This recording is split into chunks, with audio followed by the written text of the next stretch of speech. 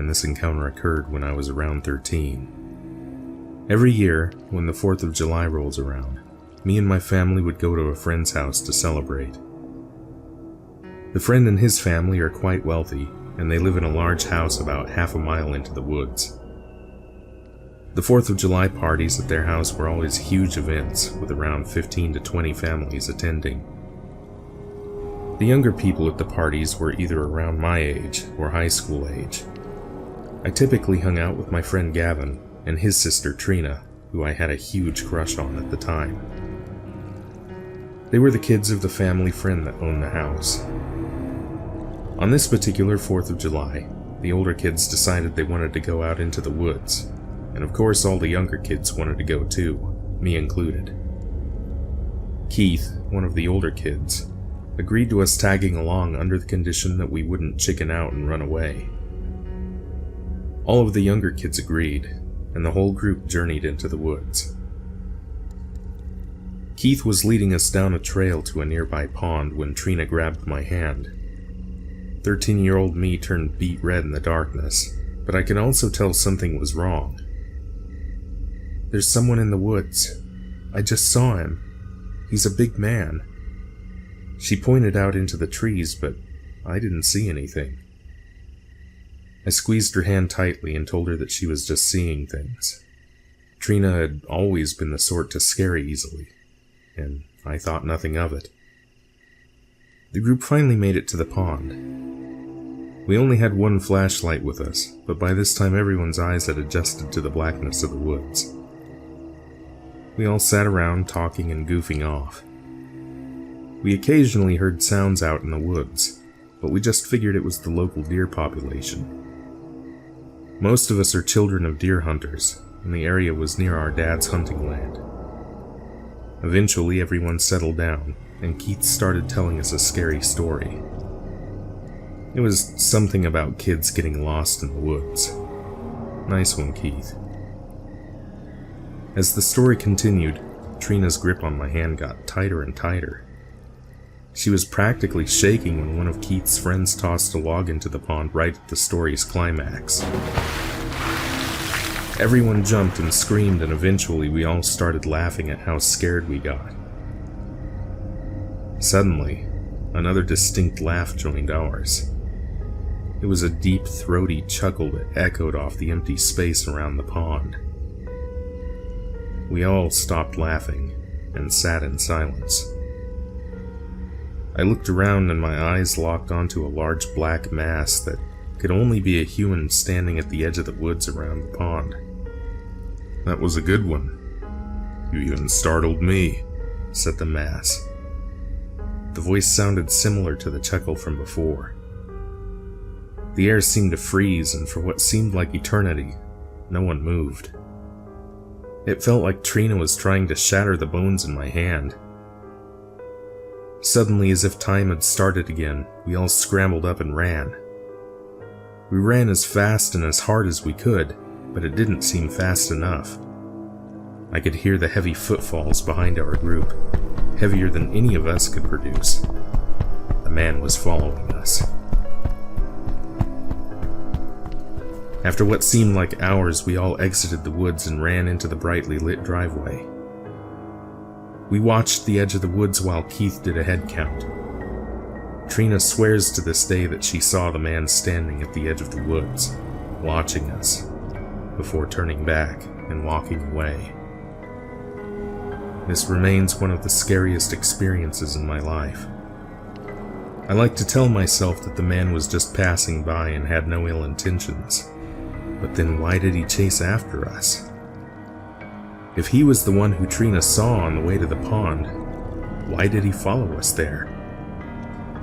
I'll never know his intentions, or why he was there. So, chuckling creepsman, let's not meet again.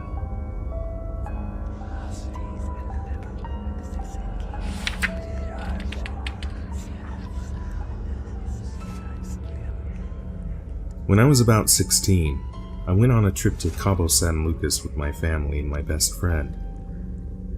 My friend and I had a hotel room to ourselves for the trip, something I was naturally excited about. One afternoon I was getting on the elevator, and a security guard got on with me. As the elevator rose, he looked at me and said, "Excuse me, were you wearing a green skirt on the beach the other day?" Yes. Why?" I replied. I was already reflexively creeped out at the mention of a miniskirt I had worn a few days prior. "Oh, nothing. I really liked it a lot." When I got out of the elevator, he got off on the same floor, and was walking past as I took out my keycard to unlock the door to my room. At 4 a.m. that morning, I woke up with a start, only to register that there was a man standing silently at the foot of my bed. A man in a security guard uniform, the one from the elevator. As he saw me wake up, he stammered something about my door not being locked properly and ran out of the room. I was still groggy with sleep and didn't fully register what had just happened. A moment after he ran out, I became aware I was lying on my back with the covers around my ankles. I sleep nude, but never kick my covers off in my sleep, as I'm always cold, and the AC was on full blast as well. I'm also a very deep sleeper, so someone standing at the foot of my bed alone would never stir me. I'm pretty sure him pulling the covers back, causing me to get cold, is what woke me. I'm scared to think what could have happened had my friend not been fast asleep in the next bed.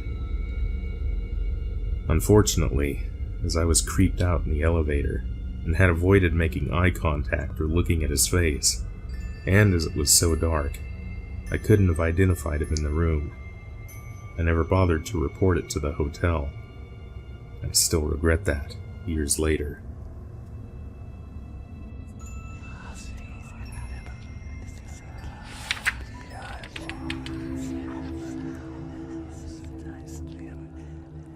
I work part-time for my university's IT department. I manage the public computer sites, fix machines when they're broken, handle scheduling of the other consultants, etc. I'm mostly on call all the time, and during a summer weekend there's not much to do except get paid. The campus library is across the hall from my office. Normally it's open, even on weekends, but it was closed for the intersession this weekend before the semester begins. Lights off, doors locked. There's no way to get in unless you have swipe card access, which I do. So, I'm in my office passing time on the internet, when I hear a bit of a racket. I peek out the door and there's this bigger man, probably about 40, tugging on the doors and trying to rip them open. He noticed me come out and asks, or more like yells to me, "When does this place open?" I pointed to the hours sign and explained it would be open on Monday when classes begin. He walks away and seems unsatisfied with that answer. More time passes, and out of boredom I decide I'm going to check out the library. I've only been in there once before while it was closed. I swipe my card and go in. It's really creepy in that place when it's closed. I wasn't supposed to be in there. If I got caught, I'd probably be in a small amount of trouble, since I really didn't have permission or a reason for being in another department's area during closed hours. All the lights are off, with the only light coming in through the windows. The place is huge, and you can hear ventilation fans clicking on and off. As I creep past the rows and aisles, the locked door study cubicles creak and make noises occasionally, as if someone were inside them. This is often true. Students are known to hide in here after library closing to study in a quiet setting, or to have sex in them. Yeah, gross. But the library has been closed for almost 24 hours at this point, and no one likely camped out in here. It's just noises. Still, as I walk alone in this place, it feels like I'm not alone. I go to the lounge area and sit, but I feel uncomfortable with the dark silence and soon get up. So I walk to the bathroom, and as I walk in, I notice there's someone in the stall. All I can see is one foot at first glance from underneath the door. One naked foot. No shoes or socks. In a public restroom. One naked, bloody foot. There's a small pool of blood on the floor in the stall, and small trickles of blood on the foot. I froze for a small moment, and tightened up. I was startled first because I hadn't expected to find anyone else here. Second, a fucking bloody foot. I didn't see any sort of socks or shoes around. No pants around ankles, nothing like that. I didn't even see a second foot. A pale, cold, white foot. Large, too.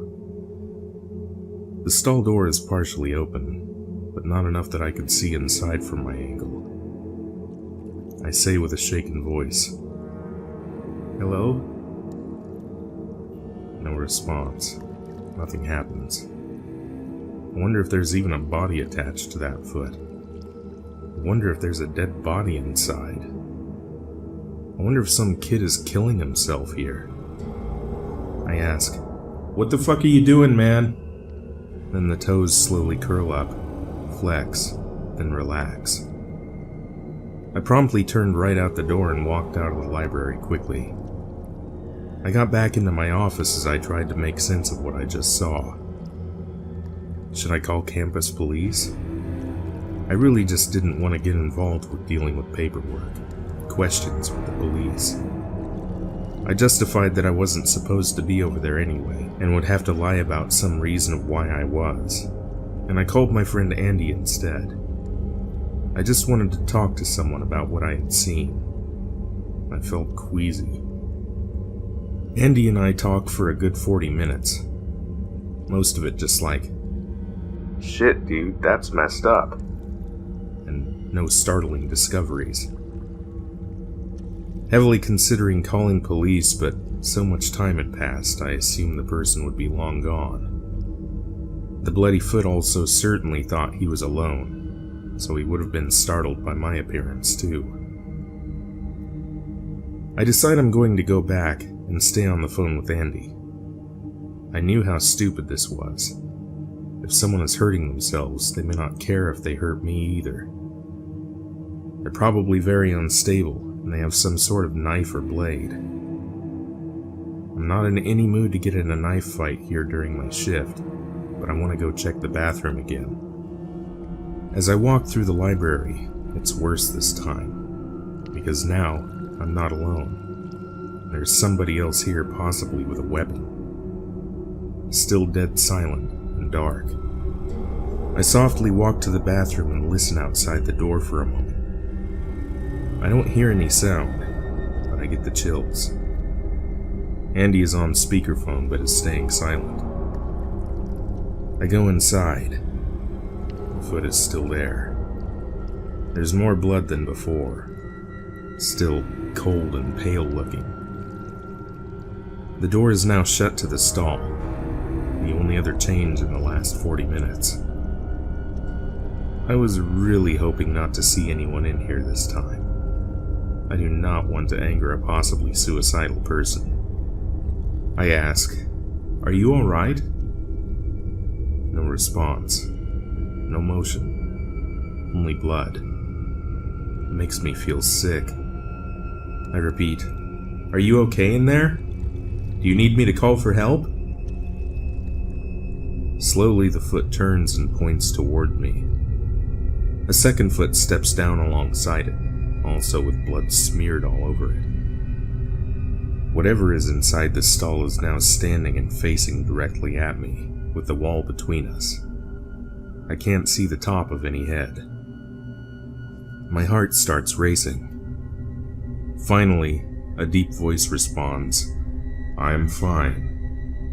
That was good enough an answer for me. I promptly turn and leave. This time, I run. I had told myself before going in that if he was still there, I'd definitely call the police. I still didn't. He said he was fine. I wanted to put this out of my head and forget it. The voice sounded like an older man. I'd guess 30 to 50. The size of the feet made him seem big, but not tall. It's hard to say. I lock the door to my office and do nothing for the last 30 minutes or so of my shift. When I step out into the hallway, there are bloody footprints walking out of the library and over to my office door. Plenty of them outside my office door. It was pacing and standing there for a while. Small drips of blood led away from my door and stopped after a small distance. I was horrified. I hurried to my truck. I paused for a moment and realized with the amount of blood outside my office door and in that hallway, I can't just leave. I'll probably be asked about it anyway. I should call it in. I head back up. All the footprints are mostly gone. All of the fucking bloody footprints and drops are wiped away. There are small smears here and there. It wasn't a perfect cleaning job. I was only gone at my truck for maybe 5 to 10 minutes. Whatever it is, it's still here, hanging around, watching me. Cleaning up after itself, too. I'm very frightened. I go back to my truck. There are bloody towels in my door handle, on the ground, on the hood of my truck. This person is seriously fucking with me. I hurry right over to the campus police. I'm just gonna tell them the whole story, even the fact that I was also trespassing, and that I went back for a second visit instead of calling police first. And I did. I told all. They took pics of my car and told me they'd look into it. They returned to the library but requested that I do not accompany them back inside. I went home. This was 2 days ago. I've not heard anything since. I work again tonight. Another closing shift.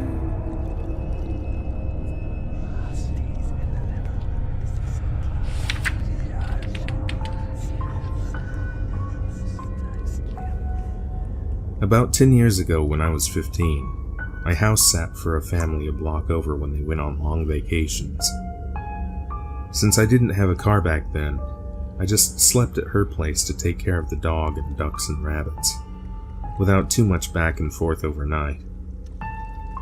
She let me sleep in the master bedroom, and the dog slept in there with me. I'm dead asleep and wake up to howling.